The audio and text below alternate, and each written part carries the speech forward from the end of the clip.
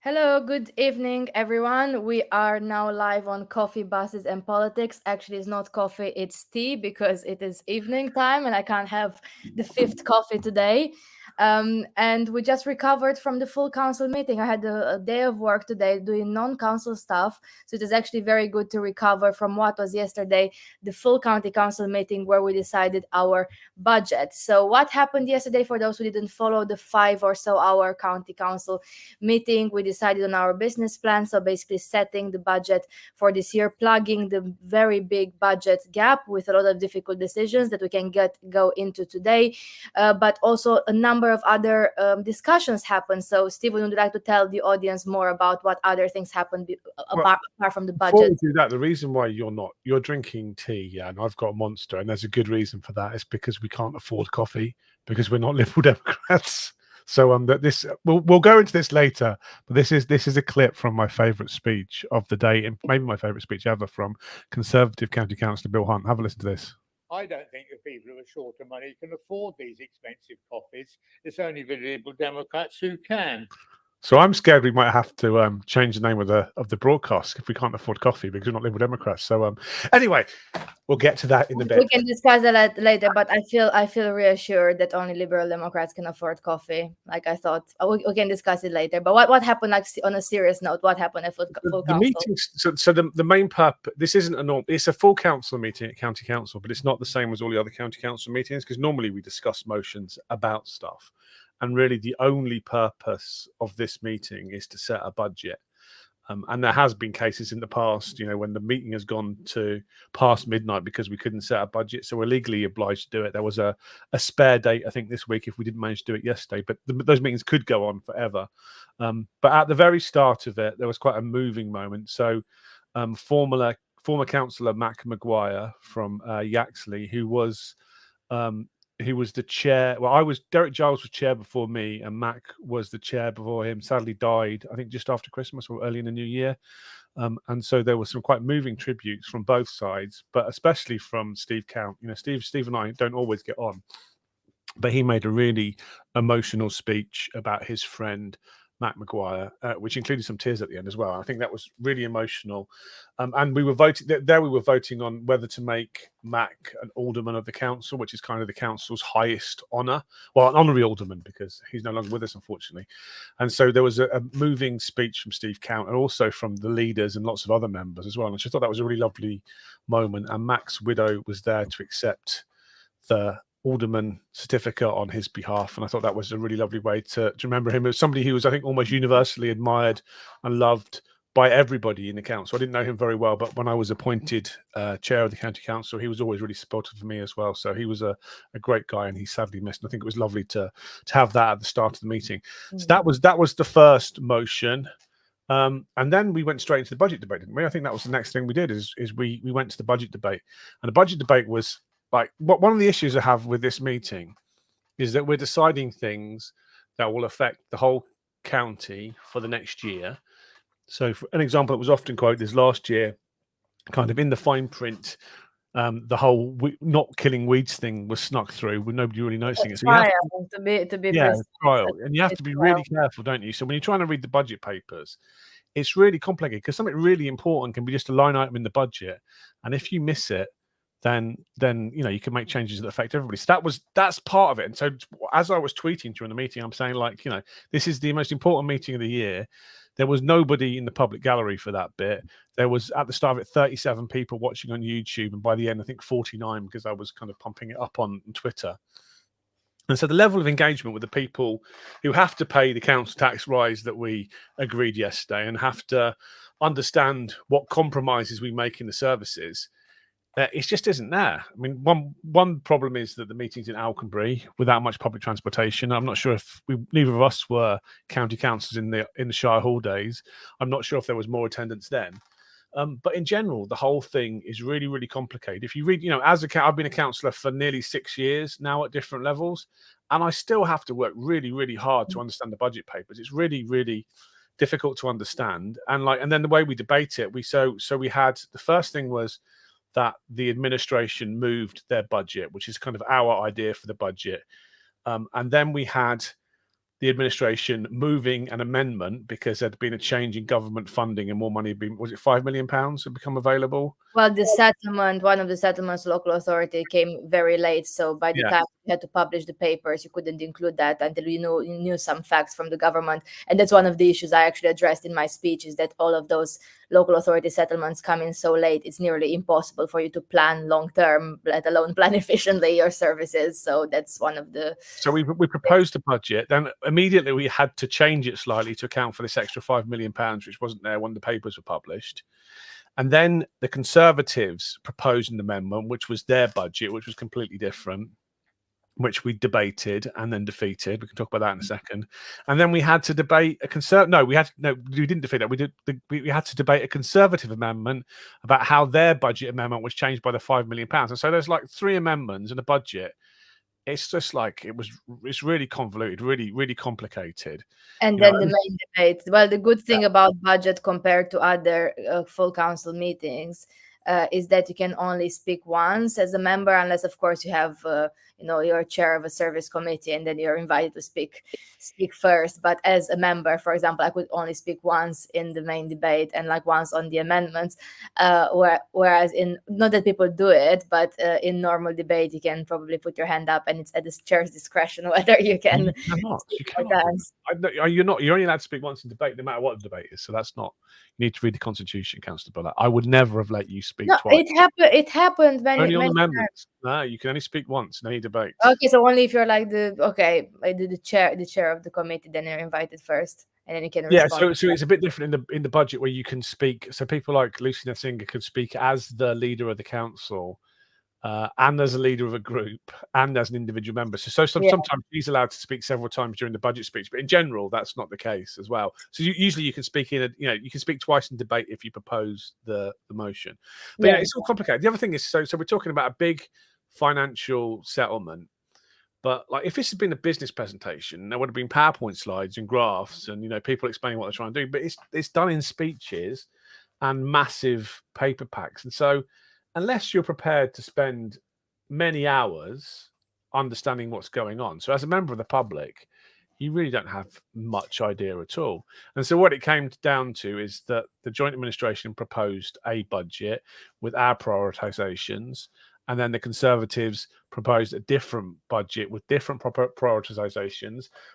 What wasn't up for dispute was that the council tax was going to be 4.99%, because both the Conservatives and the Joint Administration had the same council tax rise, because there's no way of funding stuff. So what was different was that was not their argument. Let's be fair to the Conservative argument. The argument was that they proposed the same maximum tax increase in council tax, because otherwise we would just be ideologically opposed to their amendment, as if we would vote for the amendment anyway. So it was a very interesting mental gymnastics to actually say, well, like all the other upper tier authorities, including Tory authorities like, for example, Kent County Council and many others, we actually cannot put forward a sensible amendment that balances the budget, that actually doesn't raise council tax to this level. But that is my opinion.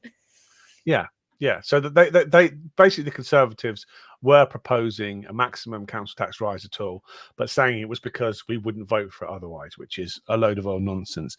I think the major differences between the two budgets, the Conservative budget and the JA budget, was they were proposing spending extra money on highways, I think, by spending that, and that money would be raised through reserves. And that's kind of a Conservative philosophy. They always want to spend all the reserves, whereas more liberal and progressive councillors tend to want to keep some of that money set aside for a rainy day, and especially with like 1 in 4 councils on the verge of going bust, that's really important. But whatever happened, it was kind of all theatre, because I mean, in general, the Conservative. Oh, come on! I enjoyed it. I enjoyed it a lot. I know people don't enjoy full council, but it was okay. It was fun. There were some good speeches, and there's some really, really bad speeches as well. But the point is at the start of the meeting, we had to sit and listen through 3 amendments and a main motion, and actually the probability of the Conservatives actually getting their budget voted through is really, really small. Yeah, because it's almost like a hung council. Both sides are kind of equal. So in normal circumstances, they wouldn't have to convince too many people to vote with them. And maybe I was one of those people. I'm not as politically constrained as some people, so I'm always happy to listen to a debate. But the truth of it is that since the election, they've lost. One councillor has defected to Lib Dems, Doug. We've had Ryan Fuller, Jonas, and Josh resign from the Conservatives and sitting as independents now. Yeah. And two of those not turning up. We had 6 Conservatives missing yesterday. So the reality is we have to sit for a whole day of budget speeches when they can't even convince their side to turn up. And I just find that, really difficult. I know there's always reasons why people might not have to attend council meetings. Yeah, like being too far away.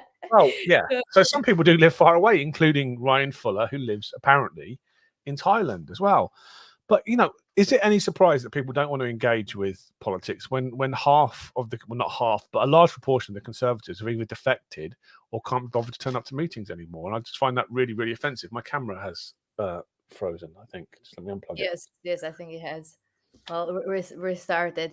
Yes, I think also what is perhaps not very good from like a public perspective in terms of like actually engaging and watching those debates, is the fact that not all of the speeches, we can go in some examples in a bit, and I know Stephen has some examples to share with you, but a lot of the speeches are very much about the detail, because of course the administration wants to show the work that we've been doing as an administration and the challenges we face in the budget.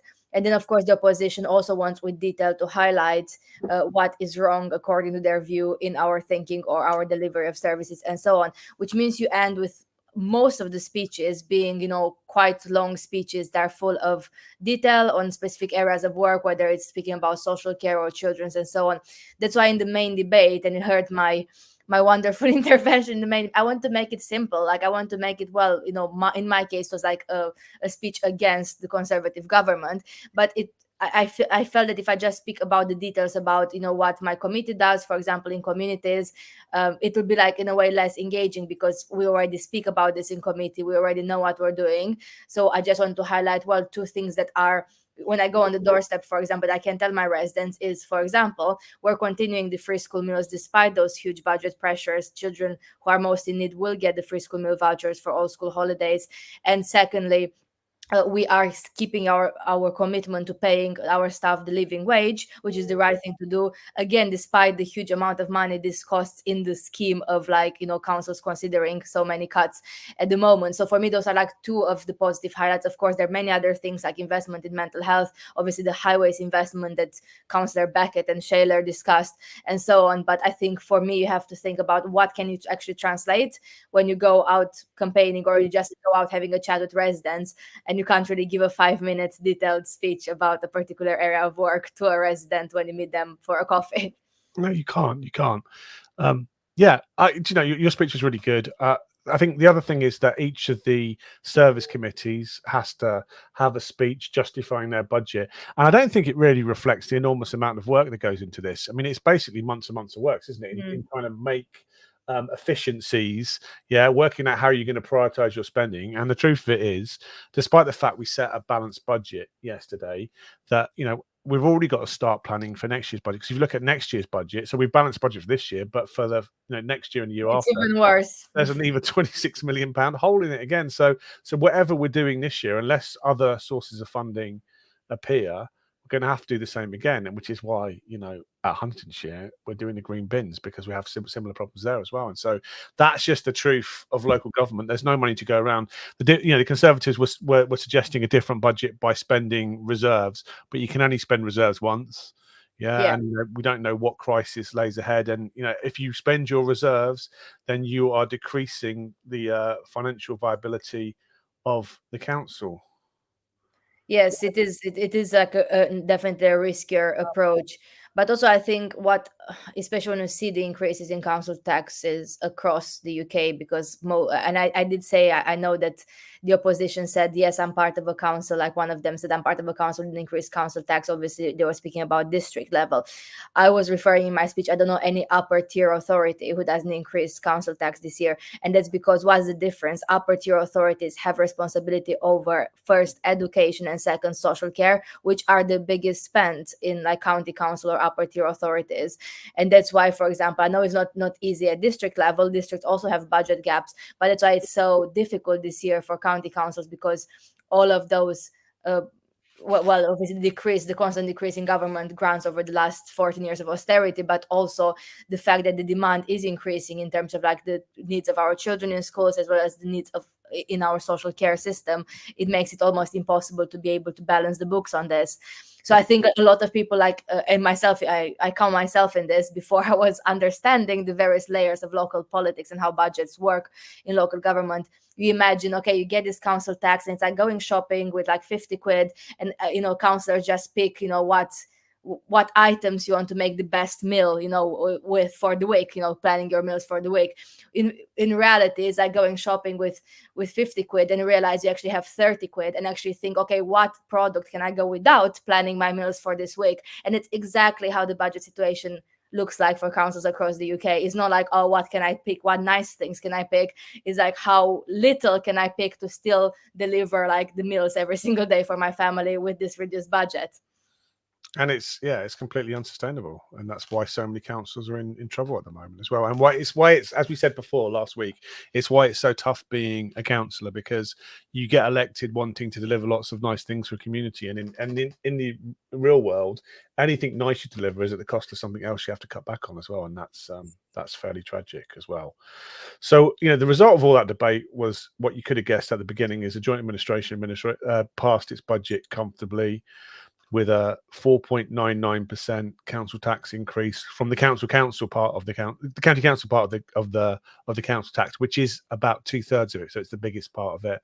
But you can guarantee that every single authority, the fire authority, the district councils, the town councils, if you live in Huntingdon, a lot more than what will be an even bigger increase. But in general, everybody's going to put their council tax up by the maximum. So it's going to be a big rise, which is something we take seriously, isn't it? Because we realise that everybody is struggling during a cost of living crisis, and this just adds to it. But and that's why you're doing, for example, there isn't any choice, and that makes it really, really difficult as well. I mean, I have to say, I mean, there is a choice, but that choice is actually worse in my view. The choice is to cut further the services.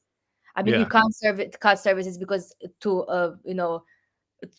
there's an extent to which you can cut services, because some services are statutory, which means the council has to provide them, like collecting, like the black bins, for example, like in the case of the district, or other things you have to by law. But there are some things that is not statutory, that we don't have to provide, but we still choose to. For example, free school meals for all school holidays is not something. Let's talk about that a bit, because you're on children. Tell us a bit about the free school meals decision and how that impacted the budget. I mean, this is something that we committed as a joint administration in 2021 when we got in power, that we believe, and this is like just one of the right things to do in our view, that all the children who are eligible for free school meals during school term should have those supermarket vouchers during all school holidays. Because of course, if you get free school meals in school, it doesn't mean that your family necessarily affords to keep this food costs running during the school holidays. And there are many school holidays in the UK compared to other countries, and you have no other kind of provision apart from, of course, support from the food bank or charities or other kind of things locally. So we said we'll do this. Now the government had a household support fund. I mean, we're still getting this grant until April 2024, which was about 7 million, and this was used to fund around 4 million for those free school meal eligible children across the county every year. And we also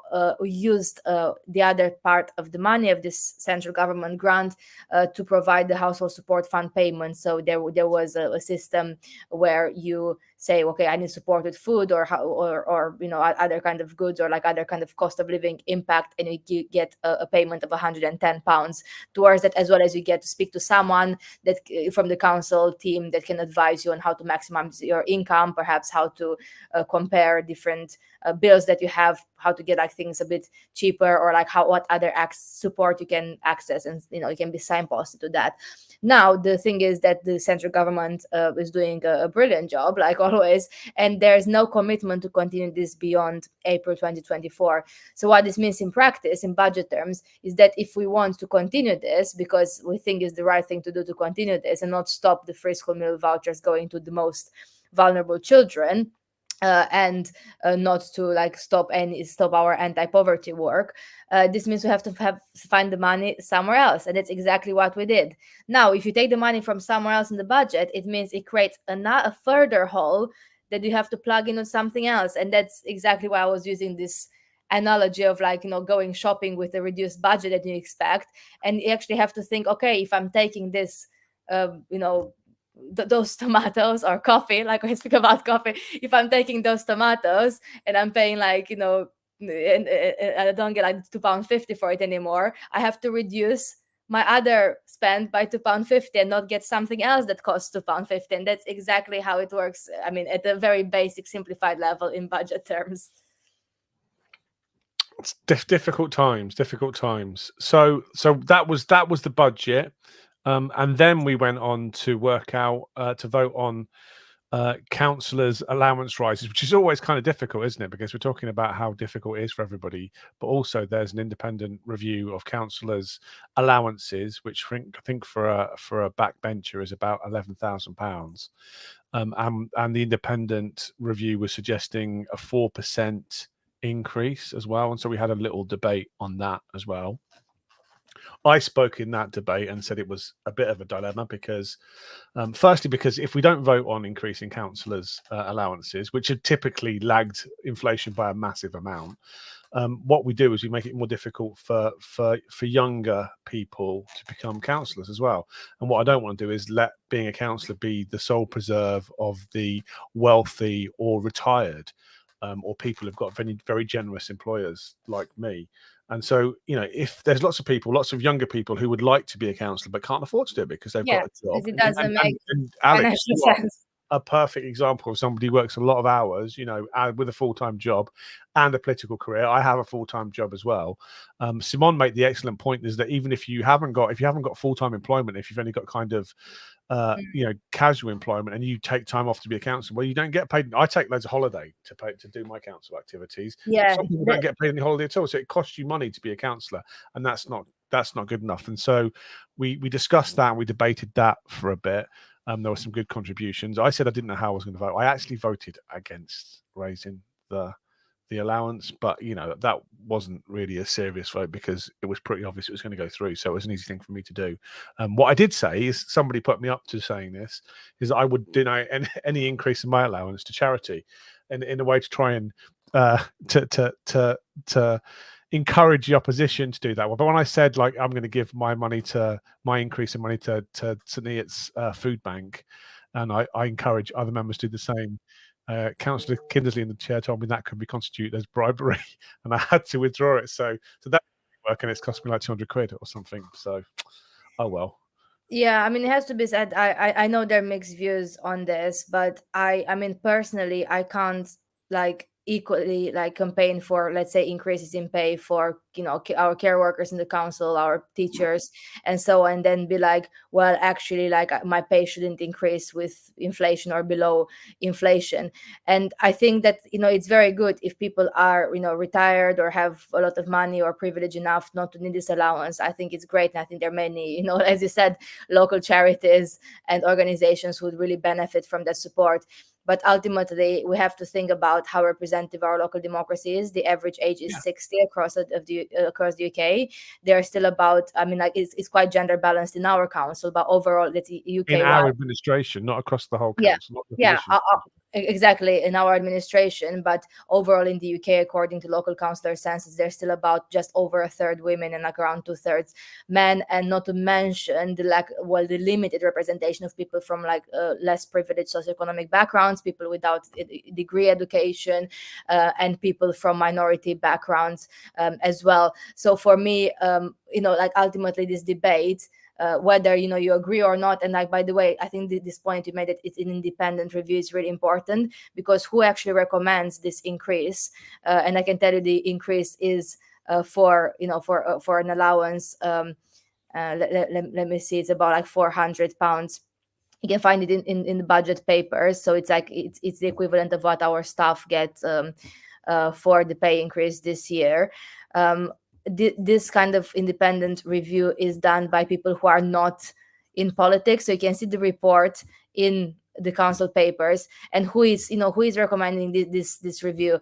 You have a panel comprising of a local resident, someone working in business, someone who's a local company director, someone who's a local magistrate, and someone who is also representing employers in the region. So it's not like politicians say like, oh, we should have more money, like according to inflation. It's actually an independent body of people actually looking like, well, those people get like 11K a year or whatever as a backbencher allowance. The cost of living is increasing, the rent is increasing, the food bill is increasing. Probably they also think, well, we should increase this. We can obviously reject the independent recommendation, but it's not the case that I just think, well, I should increase my allowance with this amount of money because I say so. It's like, well, I have this independent recommendation and I happen to agree with it because I think the cost of living affects everyone. And I don't think, and I actually do think, and I mentioned this in the speech, I think if we want people to put enough effort in local politics, I think it should be treated as a job with workers' rights, because it's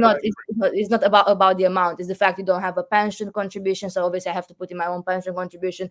You can't use, really, most lenders don't accept this income for a mortgage, or like if you want to buy a house at some point in the future, especially for younger people who are living in private rent, and you don't have any of the what you'd consider like the workers' rights to campaign for, like on the center left and left of politics.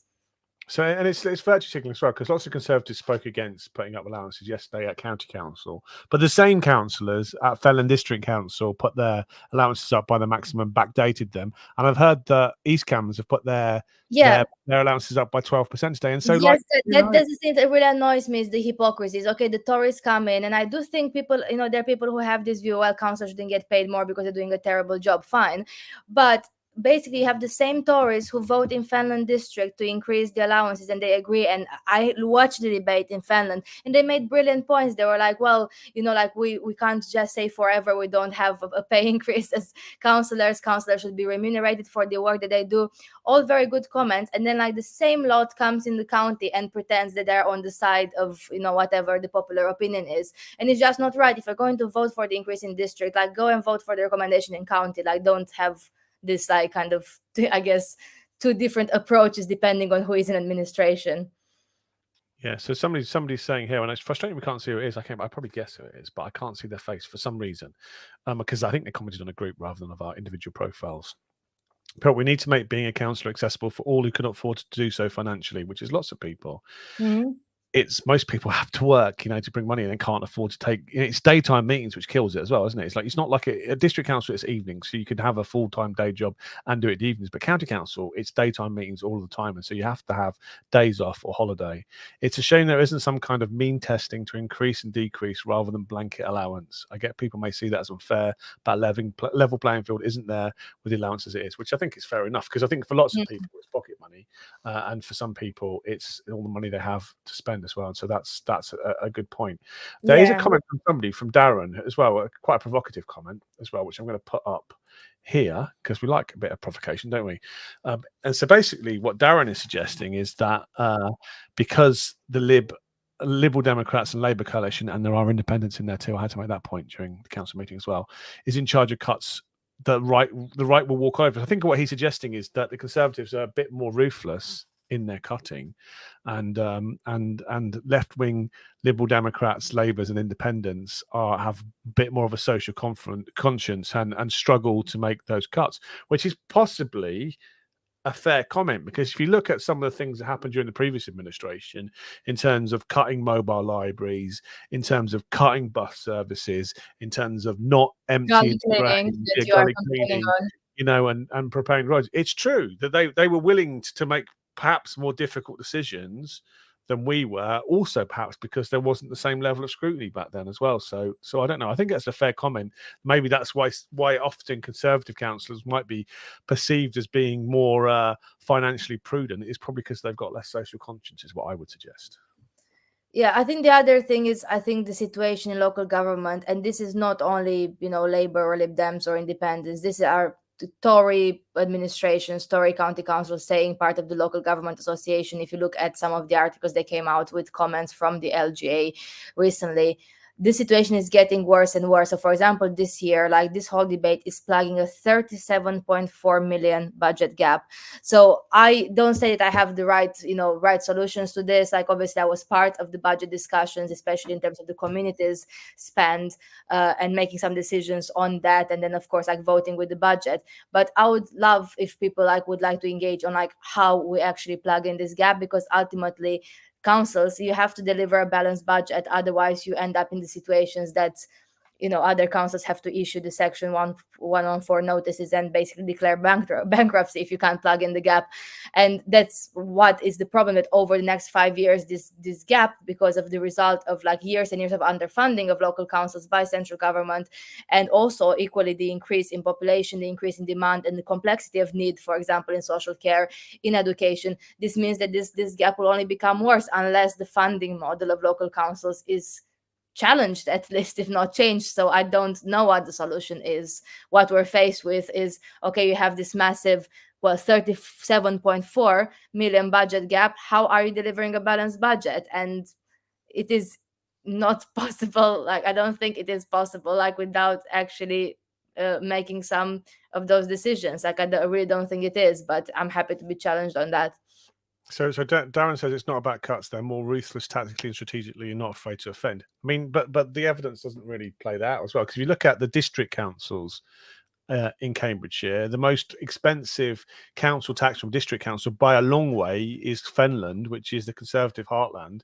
It's about I think it's about, so if in Huntingdonshire you pay about £155 a year for district council, in Fenland it's something like £240 a year for fewer services as well. So in their own heartland, where they have complete tactical and strategic control, their precepts are higher as well. So I don't think that's necessarily the case. I think it's a bit of an urban myth, to be honest. But we'll see how that goes going forward. Anything else to say on that, or should we go on to some of the best speeches? Well, we can do best and worst speeches in our view. I know you have some examples prepared, and keep the comments and the questions coming. We can take some more comments and questions after. I've seen a couple more on Twitter, but let's go on the what's the best. Let's see if I can play this. So this is only going to be audio, because I haven't got the video going. But this was during the budget debate from Conservative County Councillor Bill Hunt, who's also an East Cambs district councillor, who had a speech during which he made this remark. And hopefully we can hear it.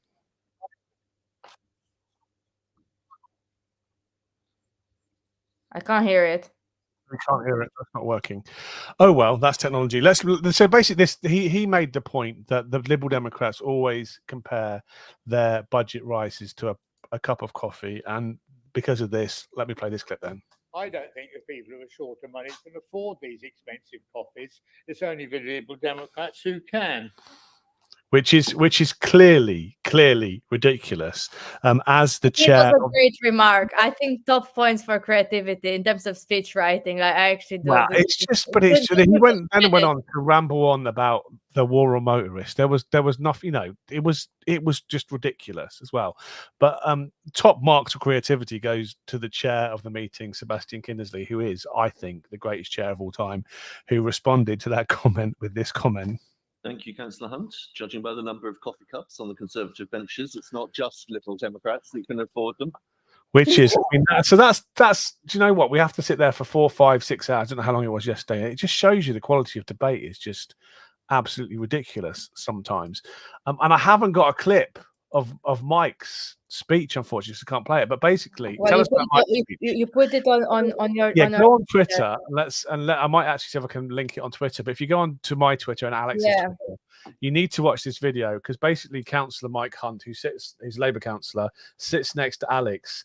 Mike Black, not Mike Hunt. Sorry, different. My problem. What did Mike say? Well, I'm trying to actually put this from your Twitter feeds to see, because you did tweet it. I've got it here. I'm going to put it in the tweet Yeah, I feed. mean, if you can just open it, because I think I won't be able to replicate that creativity in the speech. Well, you need to watch this video because you need to look at your face as well, which is one of the most incredible things I've ever seen. I'm just trying to work out how to do that as well, because you did quite a good job, I think, of masking your reaction. So I'm going to post the link here. So please just click on this. Yeah, this link is coming, which goes to my Twitter. I think it's that one. Yeah, and just watch Alex's face as Mike stands up. And what does Well, he say? I can open it. I think I can open it on my phone if the sound works. So try and do it. Let's see. Thank you very much, Chair. And in the spirit of being respectful to other members, I would like to say Savati Kra to Councillor Ryan Fuller, who sadly can't be with us today. And he had... I was just sat there, and because Mike, usually my colleague Mike, is in our labor group, so he usually speaks about very, very well about union engagement, about very serious topics. And then I didn't expect him to speak, and when he stood up and said that, I couldn't mask my reaction. I thought I was first concerned this could result into a code of conduct complaint, because obviously you're criticizing a member, but equally it was also very funny as a speech. I think why can't you criticize somebody who doesn't turn up for meetings? So there's a situation is that Ryan Fuller hasn't been to a meeting. Well, if he doesn't come to the next meeting in March, then he's going to get, I think he'll lose his seat because he hasn't turned up for 6 months. Yeah. Apparently, according to press reports, he lives in Thailand. Even the Conservatives, after, a couple of years of this, almost 2 years of this happening, have now kicked him out as well. And like at the same time, we're trying to debate, budgets, we're trying to debate how much allowances should go up. If we have people who are not turning up to meetings, any meetings at all, for 6 months, then I don't think they should be county councillors, and I think he should resign immediately. So perhaps there might be a code of conduct complaint, but I would absolutely support Mike in that, because I think it's disgraceful behavior. And your face is incredible because you're trying to keep a straight face. I wasn't even trying, because I'm sitting in front of you two, and I turned around and I'm like, oh my God, what's he saying? And if you look at the video, you can just see all the Conservatives in the background just looking shifty and avoiding his gaze as well. So yeah, that was the funniest speech today. But for me, the actual best speech today was from Steve Count talking about Matt McGuire, which I thought was a lovely speech and really moving. How about the best? I mean, I would agree with that, but how about the best budget debate speech or amendment speech? I mean, yours was fantastic, Alex, as well. So have you got any ideas? There weren't many that really moved me. I quite liked Michael Atkins because Mike actually puts the record straight in terms of the kind of mischaracterization of the central government's record. So I think that was a technical speech, but it was very good. I'll clip that and put it on Twitter, actually, because actually Mike, who doesn't speak that often at council, but is incredibly eloquent as well, isn't he? And such a good speaker. And so I agree with you. That was the best budget speech. But basically you could have guessed what was going to happen at the start of it. Almost nobody's mind was changed. I voted with the opposition on councillor allowance increases, but in general, everybody voted along political lines. The Conservatives can't win any votes because they don't have enough members bothered to show up anymore, and so it's just like the whole thing it could be much more engaging and much better for people, because somebody pointed out that we tend to get more viewers on this than the full county council. It was a peak of 50 viewers. We've beaten that sometimes with this broadcast. So yeah. I'm going to take a couple more comments because there are more coming. I actually did the calculations on this. So if you have to pay a deposit of £20,000, which is pretty normal as a 10% on a flat, you have and the coffee costs £3, which is some types of coffees, as New Shire Hall costs £3. It's not Starbucks prices or London prices, but it's still not the cheapest. You have to make a saving of 6,660 coffees, to be precise, which is my favorite number. You'll get there. So start making those savings now, and we'll be able to afford that that first time home deposits. Definitely, if we just stop drinking coffee, that is definitely the case. But on a serious note, now I think I found the speech fascinating, because the whole point of Councillor Hunt was that we are so out of touch with the public. And the example of being out of touch was him saying that only the Liberal Democrats can afford coffees. And I was sat there saying, like, what do you mean? I literally just bought one. That is insulting. Joking. It was fun. It's always good fun sometimes to hear some members in council trying to lighten up the atmosphere, the serious atmosphere of budget debate. This is a good point. One that from David. That's come up at district council. This is one of the arguments that we had from the Conservative opposition at district council, HDC, saying if you keep setting balanced budgets, the government won't do anything. So why should they? And so that's the excuse for having like a big deficit every year, in the hope that more funding will be directed towards you. And that might have worked in the past. And councils like HDC have traditionally run with a bit of a deficit all the way along. But at the moment, with Croydon, with Birmingham, with councils going bust left, right, and centre, and lots of volatility, it's just a really dangerous thing to do. And when we have to, by law, we have to set a balanced budget. Yeah. Otherwise, the Section 151 officer won't set it down. It's not so much the balanced budget for this year; it's the ones for 2, 3, 4, 5 years where the big deficits appear, which we don't have to set a balanced budget for. And so, lots of councils carry these deficits in the hope that something's going to turn up, or that the central government's going to be generous. But I think increasingly, central government isn't generous, and increasingly, councils are just going bust. Yeah, but also the other thing is, if you're in a situation like in Birmingham, for example, or other councils, then you have government intervention, which means that you don't have the same political power anymore. So what is called the political decisions you make, for example, to prioritize the living wage, or to prioritize investment into anti-poverty work or libraries or whatever, like choice, because there are political choices that you make. If you have government intervention saying, well, you're going bankrupt, we have to intervene to basically do something, it doesn't necessarily mean, although you get more support, doesn't necessarily mean that you can actually deliver on your priorities as, let's say, a Labour or Lib Dem or or Conservative council for that matter. You kind of be told, well, you basically messed things up, now we're intervening, and that's what we recommend to do, and you might not be able to do what you promised in your manifesto, whatever, to do, because it's unaffordable. So I think there's that kind of mix. Is not only that legally you have to set a balanced budget, but also that if you leave it until the situation is very bad, then you have government intervention in local matters, and you won't be able to have the same choice anymore. Yeah, I agree. And that what that means is that it's not you don't get your green bins collected. If you don't get any of your bins collected, your children can't get to school on school transportation, and things just go downhill pretty quickly overnight. And so it's not there's some quite good articles in some newspapers about what happens if your council goes bust, and it's never pretty. Okay, so what other comments you want to take? There's some comments about how we should abolish the GCP, but that's not.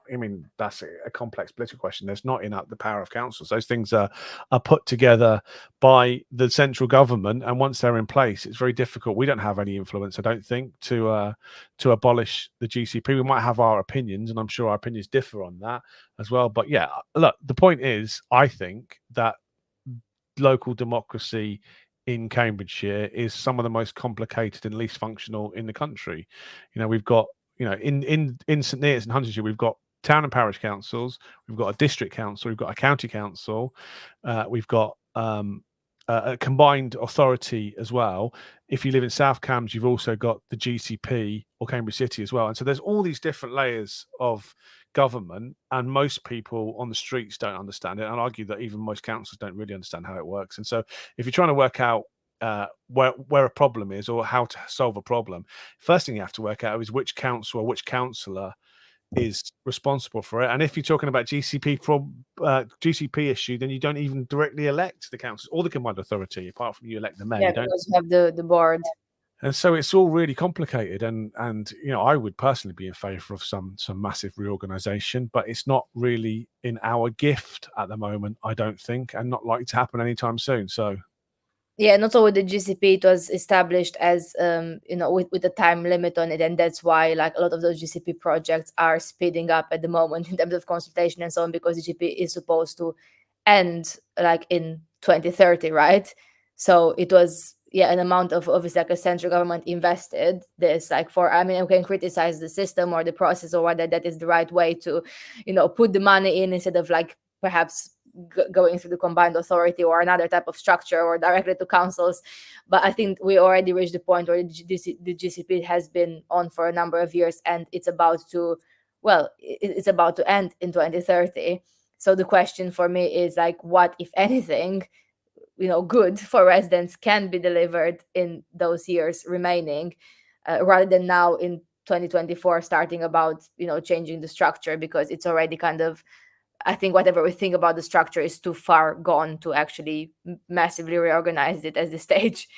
I mean, that's my personal view. I just don't think it would work in practice. Like, So there is a bit of a campaign on social media by Phil Rogers and somebody else. I think Anthony Carpenter's also involved to establish a couple of unitary authorities instead of this kind of multi 3, 4, 3.5 tier system we've got at the moment. But in reality, I think in local government circles, the feeling is the thing that will probably trigger that, if anything, is if the Peterborough goes bust, because Peterborough's got some real financial problems. It's on the verge of going bust all the time. It has had to make massive cuts to services. If Peterborough goes downhill, then that will possibly be a trigger point for a massive reorganisation across the whole of the county. Right, this is a controversial question. Yeah, we're getting into dodgy. It's not. I'm not. I can say whatever I want. Yeah. So I can say as well. You go first. We should have a whole session on this as well, especially when David's back on, perhaps. So I've served at 3 of them. I've been a town councillor and been the mayor. I've been a district councillor and I've been a county councillor. For me, the level which I enjoy most and which is most functional is the district council, because it seems to be the right size. I struggle a bit with so there's no town and parish councils in Cambridge City or in Peterborough. I think Peterborough have them. I don't know, but actually that level is really difficult because they have lots of resources and lots of money, but they don't have the quality of local government offices quite often. So quite often you get town councils with loads of money and really awful clerks, who make some bad decisions. I don't want to name any councils, but there's at least a couple around here who are in dire straits, and that's difficult. And for me, the county council was just too big. As a county councillor, I find it really frustrating because, the things we deal with are huge: adult social care, and highways in particular. It's just almost impossible to get your head around the size of an organisation which set $1 billion budget, didn't it, yesterday? How was our budget in the end? It's a lot of money, basically. And so it's massive. So my personal feeling is that the county council is too big. What should be an effective level for me is a combined authority. So having the district councils coming together in a collegiate manner and kind of working out what's going to happen across the whole county should be the best system, and that's what kind of happens in Manchester and Birmingham. But the problem here is that our combined authority is too small. It's the same size as the county, and so you don't get that diversity. And there's a big, massive political gradient across one side of Cambridgeshire to the other, which means the whole thing just gets destroyed by infighting, and it's just too small. So this is controversial as a former chair of the county council, but for me, the one that works well, the combined authority doesn't work at all at the moment. But I think for different and I think the county council is too big and too unwieldy. I think splitting into a couple of unitary councils would be much better. But I want to be in the unitary with South Cambs in Cambridge City and not with Fenland. Sorry, Huntingdonshire is not. St Neots is in the south, and the St Neots is in the South Cambs and Mid Cambs. Sorry, St Neots and Mid Cambs. Okay, maybe you have an argument now with the new constituency, but it's not. We'll take Godmanchester, and Huntingdon can go with Fenland. Is what I'd say. Okay, we can have a whole debate about where the north-south divide is. So this is a good comment because the council is seen as one thing all lumped together, and like quite often these comments, being rude about the council, And half the time they're things that you're not involved with. And the council isn't one thing, but for most people who elect us, it is one thing, which is a good indication maybe it should be one thing as well. And so having, I think, unitaries have their own problems as well. I'm complaining that the county council is too big. You've got even more responsibilities as unitary. But as a district council and a county council, my portfolio is basically the same as if it was a unitary anyway. So that's what I would say. I think for me it's less about the structure, although I do agree the structure is too complicated, especially if you look at how certain decision areas take place, or how you look at, for example, a bus stop or a bus shelter, and how there could be a range of councils or combined authority or GCP or whatever responsible for like a very particular thing. So I think for me is about how different levels don't communicate with each other on the same policy area. So if you look at transport, for example, you have so many layers, and perhaps it's not necessarily bad if you have more levels of scrutiny or more layers, but the problem is if you don't communicate, you don't have any kind of cross layer work, and you don't have the communication between, let's say, district and county, or other bodies that oversee a certain area of policy. So that's one thing. The other thing for me is, regardless of how much you change, I mean, like I can say, okay, let's go to unitaries, let's go to north and south, or debating the boundary, whatever. For me, that's not the issue in local government. The issue in local government, apart from the broken funding model for me, which will always make those budgets difficult if nothing changes in terms of funding arrangements, is the low engagement with the process. And I think regardless of whether you're standing for parish, for district, for county, for the mayor, or whatever you're standing for, overall there's very little engagement with local democracy. And we have to ask why. Because in my view, local democracy, not that parliament is, I have criticism of that as well, but it is not representative of the communities it serves. I mean, I'm really sorry, but it is not. And people think about only politics, who won first past the post, and we have this mix of, I don't know, coalition or this ruling party, whatever. I speak about the experience. I don't only speak about age or ethnicity or whatever. Is the experiences you bring in the council. And when we have decisions taking about housing or council housing, let's say, and maybe there's only one counselor in the room, or at best two, who ever lived in a council house or needed a council house, or I'm not saying that other people can't empathize or make decisions that are beneficial. I mean, I comment on a lot of things I don't have personal experience on, and read a lot of stuff. But I think it does help when you have this diversity of experiences. And I don't think at the moment, I think in Cambridgeshire is actually quite good compared to so many areas. And I don't think overall we have that. And that's why people are also less engaged, because that's why you get well, they're all the same. They're all the same, thinking the same thing. And it is very depressing, because as someone who goes and campaigns and goes on the doorstep and motivate them, oh, this is why you should vote.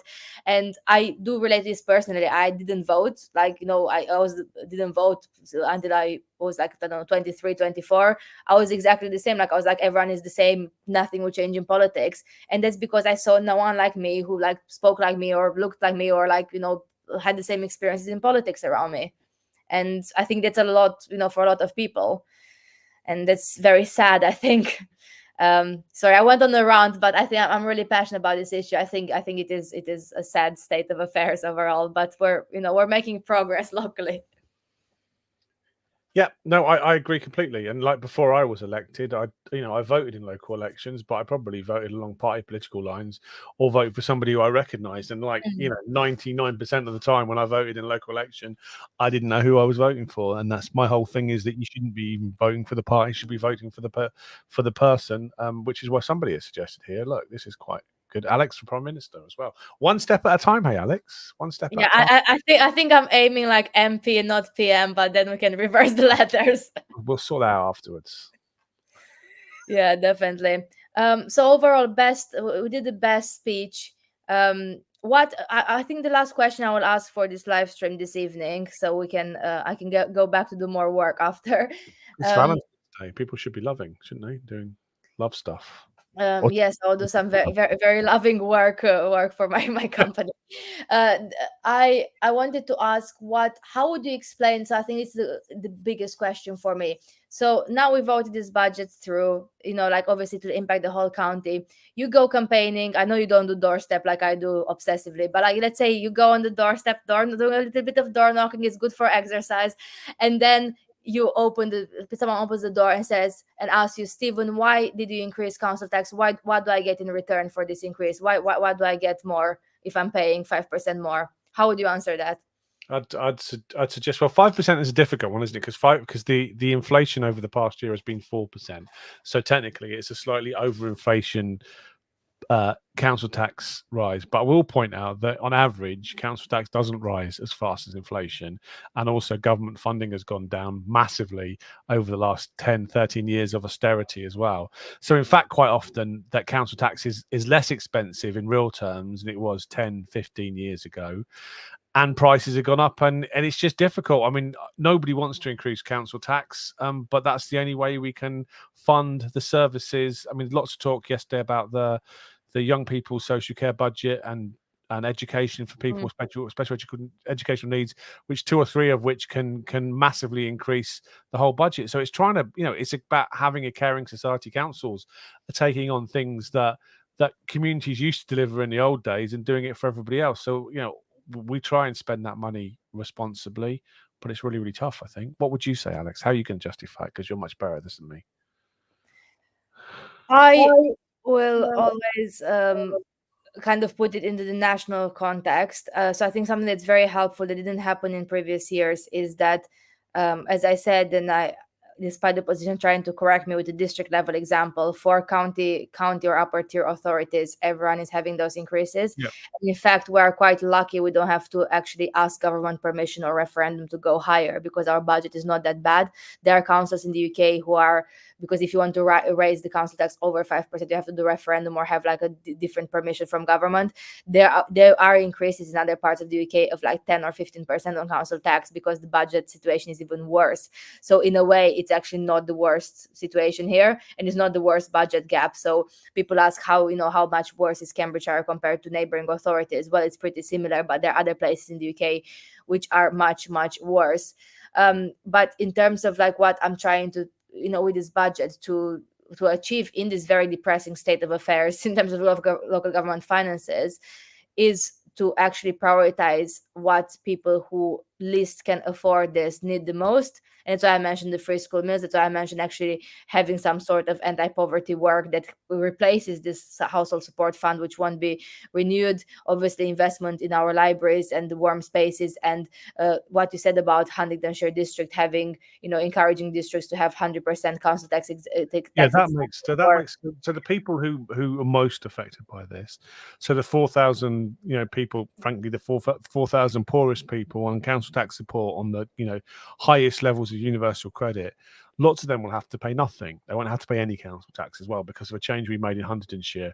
Whereas if you're in Fenland or East Cambs, in Fenland you'd have to pay 20% of the council tax bill as well, which somebody getting like £85 a week on universal credit is having to stump up a fiver for council tax, which makes no sense at all. So in Huntingdonshire, we've insulated the most vulnerable people from any council tax rises or any council tax at all. But 4,000 people is really the top of the iceberg. There's loads and loads of people who are struggling who are not on council tax support. And we have to always be aware that putting up council tax has serious repercussions for people as well. It's not fun. Definitely. I mean, the other thing I would say is, when I did debate this over the last few days, is we need, and I know the Tories really don't like me in council making every speech about national government, but it's not only about central government grants. It's not only about like 14 years of austerity. It is about how the budget, how what we do locally actually intersects with what services, national services, are underfunded. And I'll give one example. For instance, let's speak about mental health, and how one of the many pressures on schools are children who have special educational needs and need additional support in schools, which obviously increases demands on the budget. Now, so many children, let alone adult waiting lists, are waiting months and months, and in some cases, especially for adult diagnosis, years to even get on a list to be assessed and to get the right support in place. So when we live in like one of the wealthiest economies in the world, and when we have like a 3 or 4 year waiting list on a mental health diagnosis, it is no surprise that this situation that we have in the NHS, which is the central government's doing does impact on local budgets, because you see increased demand. And every single area you look in, like health, for example, if you have people who are less and less able to afford to to eat healthy food because you don't have enough money because you're in the cost of living crisis, of course it will impact public health budgets, of course it will impact NHS budgets. So I think what we really need in local and central government is cross-departmental work. We try to think about, like, okay, here's education and here's health and here's transport, when all those things are interconnected, and actually thinking about, like, I guess the well-being, mental and physical, of the population in terms of like in how we think about our budgets is essential, because otherwise we just work in those silos and then we don't have any overlap, and all those things impact on each other. And it really angers me we don't think about that kind of thing usually.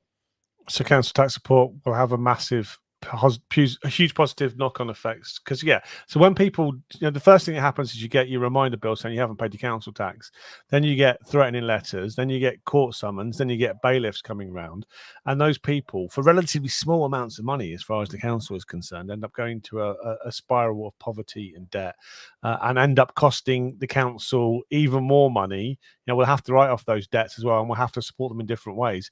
And so that's a good example of what Alex is talking about, is kind of preventative spending on healthcare, and stopping people falling into the pit of poverty is much better as well. So I completely agree with this.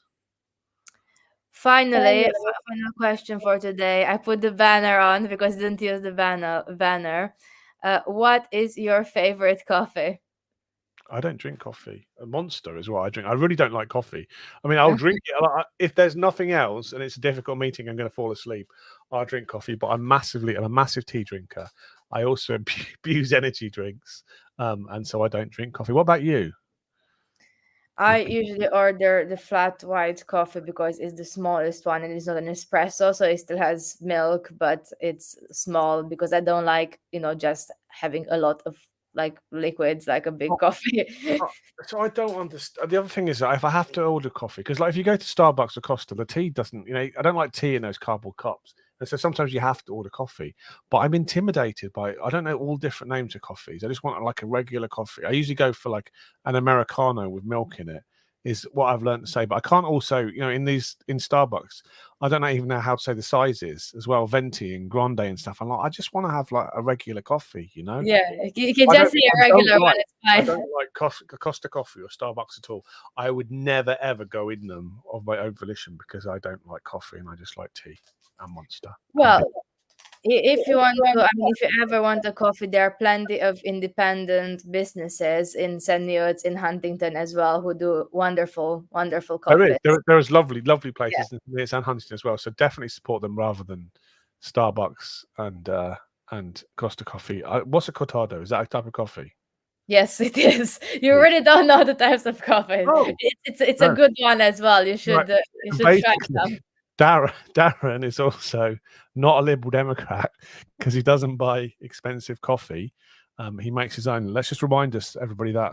I don't think the people who are short of money can afford these expensive coffees. It's only the Liberal Democrats who can. So Darren is marked safe from being Liberal Democrat by making his own coffee. Well, I am also safe as well from being a Lib Dem, because I have my own instant coffee, which I know is an insult to coffee at home. So yeah, that is definitely doesn't make me a Lib Dem. So we're all safe.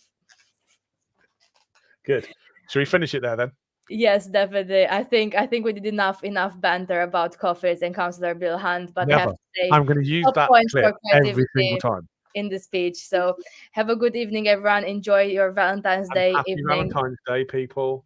Love you all. See you later. And listen to the full council meeting if you have nothing better to do, because it is brilliant. And look at Alex's speech on her own Twitter as well. All right then. Thank you. See you later. Bye-bye. Bye. Thank you, Darren. Thank you for everybody commenting as well. Bye.